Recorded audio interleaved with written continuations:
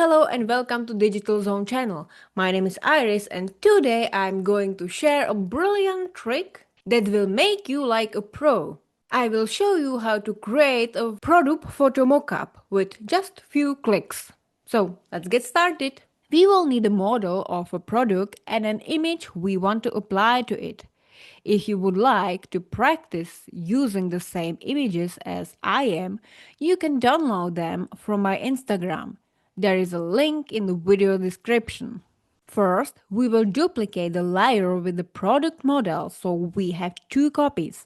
Then, using the object selection tool, we will select the object in the image and turn it into the mask. This tool allows us to reveal or hide different parts of a layer based on black and white values. White areas are visible, black areas are hidden.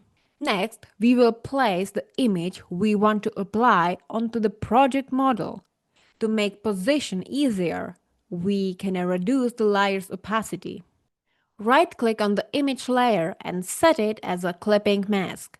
This will make the image stick to the layer beneath it and trim itself to match its shape. In our case, the layer contains only the crisp packet, so the image will only appear within the shape of the packet. Now we need to select the very first layer in the list and again duplicate it.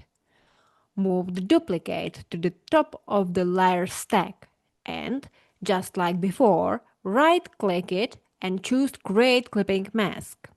At this point, the white model of the packet is covering the image we placed earlier, which isn't what we want. So, we need to change the blending mode of this top layer.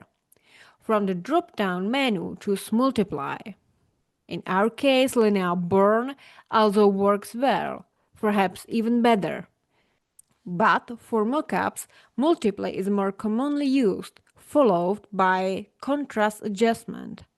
And that's the way how mockups are created. Wasn't so difficult, right?